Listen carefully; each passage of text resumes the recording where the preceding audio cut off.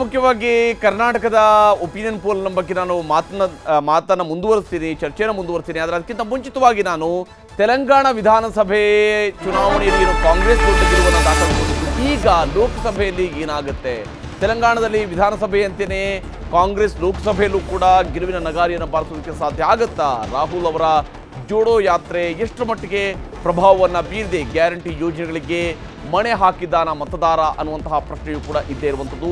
ತೆಲಂಗಾಣದಲ್ಲಿ ವಿಧಾನಸಭೆಯಂತೆಯೇ ಲೋಕಸಭೆಯನ್ನು ಕೂಡ ಗೆಲ್ಲುವುದಕ್ಕೆ ಸಾಧ್ಯ ಆಗುತ್ತಾ ಕಾಂಗ್ರೆಸ್ ಅನ್ನುವಂತಹ ಪ್ರಶ್ನೆ ಇದ್ದೇ ಇದೆ ತೆಲಂಗಾಣದ ವಿಚಾರಕ್ಕೆ ಸಂಬಂಧಪಟ್ಟಂತೆ. ಯಾಕಂದರೆ ತೆಲಂಗಾಣದಲ್ಲಿ ಕರ್ನಾಟಕದಲ್ಲಿ 5 ಗ್ಯಾರಂಟಿ ಆದರೆ ಅಲ್ಲಿ ಇನ್ನೂ ಒಂದು ಎಕ್ಸ್ಟ್ರಾ ಗ್ಯಾರಂಟಿ ಇದೆ.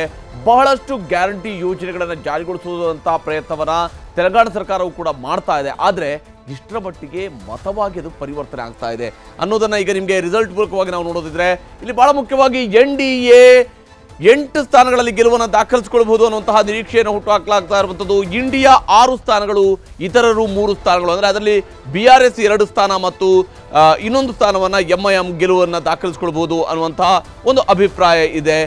ಇತರರಲ್ಲಿ 3, ಅಂದರೆ ಅದರಲ್ಲಿ 2 BRS 1 MIM, 6 ಸ್ಥಾನಗಳನ್ನು ಇಲ್ಲಿ ಇಂಡಿಯಾ ಮೈತ್ರಿಕೂಟ ಗಳಿಸ್ಬೋದು. ಅಂದರೆ ಕಾಂಗ್ರೆಸ್ ಗಳಿಸ್ಬೋದು 6 ಸ್ಥಾನಗಳು.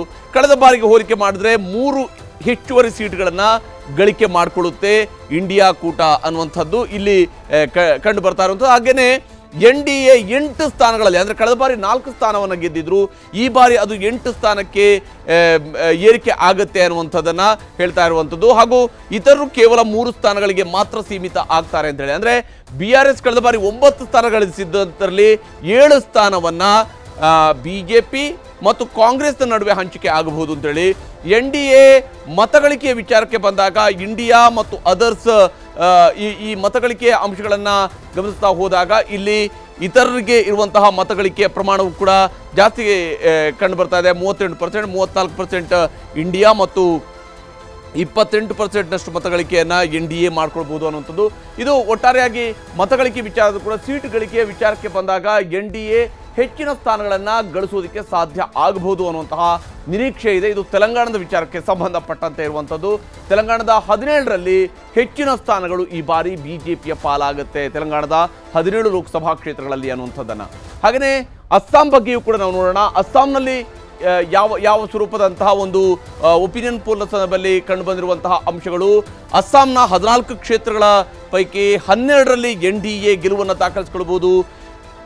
ಕಾಂಗ್ರೆಸ್ ಕಳೆದ ಬಾರಿ 3 ಸ್ಥಾನಗಳನ್ನು ಗಳಿಸಿತ್ತು, ಆದರೆ ಅಲ್ಲಿ ಅದು ಶೂನ್ಯಕ್ಕೆ ಸೀಮಿತ ಆಗಬಹುದು ಅನ್ನುವಂಥದ್ದು. ಮತ್ತು ಇತರರು 2 ಸ್ಥಾನಗಳನ್ನು ಗಳಿಸೋದಕ್ಕೆ ಅವಕಾಶಗಳು ಸಿಗಬಹುದು. ಸ್ಥಳೀಯ ಪಕ್ಷಗಳಿಂದ 2 ಸ್ಥಾನಗಳ ಗಳಿಕೆ ಆಗಬಹುದು ಅಂತೇಳಿ. ಆದರೆ BJPಯ ಗಳಿಕೆಯಲ್ಲಿ ಏರಿಕೆ ಆಗುತ್ತೆ. 12 ಸ್ಥಾನಗಳವರೆಗೂ ಕೂಡ NDA ಅಲ್ಲಿ ಗಳಿಕೆಯನ್ನು ಮಾಡಿಕೊಳ್ಬಹುದು ಅಸ್ಸಾಂನಲ್ಲಿ ಅನ್ನುವಂಥದ್ದು. ಇಲ್ಲಿರುವಂತಹ 14 ಲೋಕಸಭಾ ಕ್ಷೇತ್ರಗಳಲ್ಲಿ 12 ಮತ್ತು 12 ಸ್ಥಾನಗಳನ್ನು ಇಲ್ಲಿ NDA ಗಳಿಕೆ ಮಾಡೋದಕ್ಕೆ ಅವಕಾಶಗಳಿದ್ದಾವೆ ಅನ್ನುವಂಥದ್ದು ಕಂಡು ಬರ್ತಾ ಇದೆ ಲೋಕಸಭಾ ಚುನಾವಣೆಯಲ್ಲಿ. ಭಾಳ ಇಂಟ್ರೆಸ್ಟಿಂಗ್ ಆಗಿರುವಂತಹ ಒಂದು ಅಂಶ. ಯಾಕಂದರೆ ಅಸ್ಸಾಂ ಮತ್ತು ತೆಲಂಗಾಣದ ಅಂಶಗಳನ್ನು ಗಮನಿಸಿದಾಗಲೂ ಕೂಡ NDA ಮತ್ತೆ ಹೆಚ್ಚಿನ ಸ್ಥಾನಗಳನ್ನು ಗಳಿಸೋದ್ರ ಕಡೆಗೆ ಯಶಸ್ವಿಯಾಗುತ್ತೆ, ಆ ಯಶಸ್ವಿ ಆಗಬಹುದು ಅನ್ನುವಂತಹ ನಿರೀಕ್ಷೆಯನ್ನು ಜನರು ಈ ಒಂದು ಒಪಿನಿಯನ್ ಪೋಲ್ನ ಸಂದರ್ಭದಲ್ಲಿ ವ್ಯಕ್ತಪಡಿಸಿರುವಂತಹ ಅಭಿಪ್ರಾಯಗಳ ಮೂಲಕವಾಗಿ ನಾವು ಗುರುತಿಸಬಹುದು. ಮೋಹನ್ ವಿಶ್ವರ್, ತಮ್ಮ ಪ್ರಕಾರ ಒಂದು ತೆಲಂಗಾಣ ಮತ್ತು ಅಸ್ಸಾಂನಲ್ಲಿ ಇರುವಂತಹ ಅಂಶಗಳು ಕರ್ನಾಟಕದಲ್ಲಿ 25ಕ್ಕೆ ಸೀಮಿತ ಆಗುತ್ತೆ ನಿಮ್ಮ ಮೈತ್ರಿಕೂಟದ ನಂತರವೂ ಕೂಡ ಅಂತೇಳಿ. ಅಂದರೆ 25 ಉಳಿಸ್ಕೊಂಡಿದ್ದೀವಿ ಅನ್ನೋಂಥ ಸಮಾಧಾನಕ್ಕೆ ಮಾತ್ರ ತೃಪ್ತಿ ಆಗಬೇಕಾಗಬಹುದು ಅಂತೇಳಿ. ಇಲ್ಲ, ನಾವು 28ಕ್ಕೆ 28 ಗೆಲ್ತೀವಿ. ನೀವು ನೋಡಿ, ಒಂದು ಎಕ್ಸಾಂಪಲ್ ಕೊಡ್ತೀನಿ. ಈಗ ಕಾಂಗ್ರೆಸ್ನ ವಿಚಾರಕ್ಕೆ ಬರೋದಾದರೆ ನಾನು ಅದರ್ ಸೈಡ್ ಆಫ್ ಇಟ್ ಹೇಳ್ತೀನಿ. ಕರ್ನಾಟಕದಲ್ಲಿ ನಿಮಗೆ ಅವ್ರಿಗೆ ಕ್ಯಾಂಡಿಡೇಟ್ಗಳನ್ನ ಇನ್ನೂ ಫೈನಲೈಸ್ ಮಾಡೋಕ್ಕಾಗ್ತಾ ಇಲ್ಲ. ಅವರ ಎಕ್ಸಿಸ್ಟಿಂಗ್ ಮಿನಿಸ್ಟ್ರಿಗಳು, ಎಕ್ಸಿಸ್ಟಿಂಗ್ MLAಗಳೇ ರೆಡಿ ಇಲ್ಲ ನಿಂತ್ಕೊಳ್ಳೋದಕ್ಕೆ. ಫಾರ್ ಎಕ್ಸಾಂಪಲ್, ಈಗ ಮಾದೇವಪ್ಪನವ್ರನ್ನ ಕೇಳಿದ್ರೆ ನಾನು ಯಾಕೆ ನಿಂತ್ಕೊಳ್ಳಿ, ನನಗೆ ಯಾಕೆ ಬೇಕು ಇವಾಗ ಅಂತ ಹೇಳ್ತಾರೆ. ಅವ್ರ ಮಗನೂ ಮೆಂಟಲಿ ಪ್ರಿಪೇರ್ ಆಗಿಲ್ಲ ನಿಂತ್ಕೊಳ್ಳೋದಕ್ಕೆ ಚಾಮರಾಜನಗರದಿಂದ. ಜೊತೆಗೆ ಇವತ್ತು ಬೆಳಗ್ಗೆ ಪೇಪರ್ನಲ್ಲಿ ಓದ್ತಾ ಇದ್ದೆ, ಪ್ರಿಯಾ ಕೃಷ್ಣ ಅವ್ರನ್ನ ಬೆಂಗಳೂರು ಉತ್ತರದಿಂದ ನಿಲ್ಲಿಸಬೇಕು ಅಂತ ಹೇಳಬೇಕು. ಪ್ರಿಯಾ ಕೃಷ್ಣ ಅವರು ರೆಡಿ ಇಲ್ಲ. ಕೃಷ್ಣಪ್ಪನವ್ರು ಓಪನ್ ಆಗಿ ಹೇಳ್ತಾ ಇದ್ದಾರೆ, ನಾನು ಇಷ್ಟೆಲ್ಲ ಮಾಡಿದೆ, ನನಗೇನು ಕೊಟ್ಟಿಲ್ಲ, ಈಗ ಯಾಕೆ ಹೋಗ್ಬೇಕು ನಾನಲ್ಲಿ ಅಂತ ಹೇಳ್ಬಿಟ್ಟು. ಯಾಕೆ ಸೋಲೋ ಅಂತ ಕ್ಷೇತ್ರಕ್ಕೆ ಹೋಗಬೇಕು? ಕಾಂಗ್ರೆಸ್ಸು ಅಂತ ಅವರು ಅಷ್ಟು ಕೊಡ್ತಾ ಇದ್ದಾರೆ. ಪ್ಲಸ್ ಸೌಮ್ಯ ರೆಡ್ಡಿ ಅವರು, ರಾಮಲಿಂಗಾರೆಡ್ಡಿ ಅವರ ಮಗಳು, ಇನ್ಫ್ಯಾಕ್ಟ್ ಅದು ಜಯನಗರ, ಅದು ಜಯನಗರದಲ್ಲಿ MLA ಆಗಿದ್ದಾರೆ ಕಳೆದ ಬಾರಿ, ಅವ್ರನ್ನ ಬೆಂಗಳೂರು ಸೌತಿಂದ ನಿಲ್ಲಿಸಬೇಕು ಅಂತ ಹೇಳ್ತಿದ್ದಾರೆ, ಅವರು ಮೆಂಟಲಿ ರೆಡಿ ಆಗಿಲ್ಲ. ಸೊ ಈ ರೀತಿಯಾಗಿ ನೀವು ಓವರ್ ಆಲ್ ನೋಡ್ತಾ ಬಂದರೆ ಕಾಂಗ್ರೆಸ್ನಲ್ಲಿ ಯಾವ ರೀತಿ ಒಂದು ಭಯ ನಿರ್ಮಾಣ ಆಗಿದೆ ಅಂದರೆ, ನಿಂತರೆ ಸೋಲೋದು ಗ್ಯಾರಂಟಿ, ಯಾಕಪ್ಪ ನಿಂತ್ಕೊಬೇಕು ಅನ್ನೋ ಪರಿಸ್ಥಿತಿನಲ್ಲಿದೆ.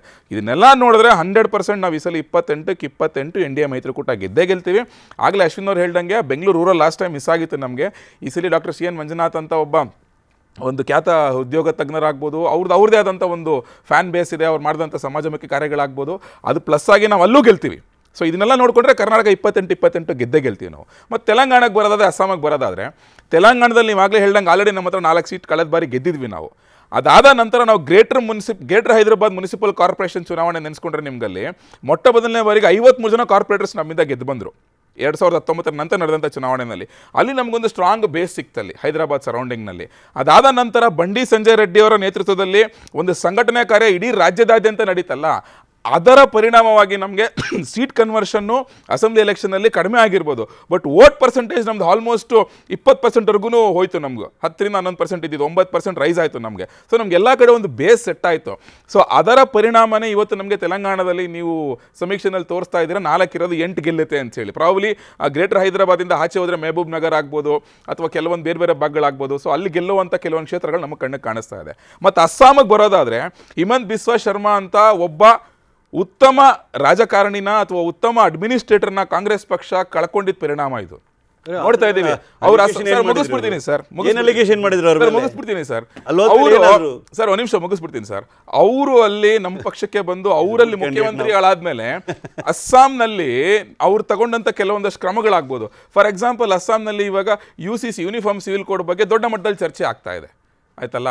ಅದಾದಮೇಲೆ CAA ಅಂತ ಬಂದಾಗ ಅಸ್ಸಾಂ ನಿಮಗೆ ಗೊತ್ತು, ಗೇಟ್ವೇ ನಿಮಗೆ. ಈ ಕಡೆ ಬಾಂಗ್ಲಾದೇಶ ಆಗ್ಬೋದು ಅಥವಾ ಈ ಕಡೆ ಭೂತಾನ್ ಆಗ್ಬೋದು, ಈ ಕಡೆಯಿಂದ ಎಲ್ಲ ಅಂತ ಬಂದಾಗ CAA ವಿಚಾರದಲ್ಲಿ ಅಲ್ಲಿ ಯಾವ ರೀತಿ ಏನು ಹೇಳ್ತಾರೆ ಅದಕ್ಕೆ, ಬೇರೆ ಬಾಂಗ್ಲಾದೇಶನಲ್ಲಿ ಸಮಸ್ಯೆಗೊಳಗಂಥ ಹಿಂದೂಗಳಿಗೆ ಕೊಡುವಂಥ ಪೌರತ್ವ ವಿಚಾರ ಆಗ್ಬೋದು, NRC ಆಗ್ಬೋದು, ಈ ವಿಚಾರದಲ್ಲೆಲ್ಲನೂ ಅವ್ರು ತೆಗೆದುಕೊಂಡಂಥ ಕ್ರಮಗಳಾಗ್ಬೋದು, ಅದು ನಮಗೆ ಇವತ್ತು ಓಟಾಗಿ ಕನ್ವರ್ಟ್ ಆಗ್ತಾ ಇದೆ. ಪ್ಲಸ್ ಅಲ್ಲಿ ಮತ್ತೊಂದು ವಿಚಾರ, ದೊಡ್ಡ ವಿಚಾರ ಅಂದರೆ ಅಲ್ಲಿ ಅವರು ಬಾಲ್ಯ ವಿವಾಹಕ್ಕೆ ಬ್ರೇಕ್ ಹಾಕಿದ್ರು.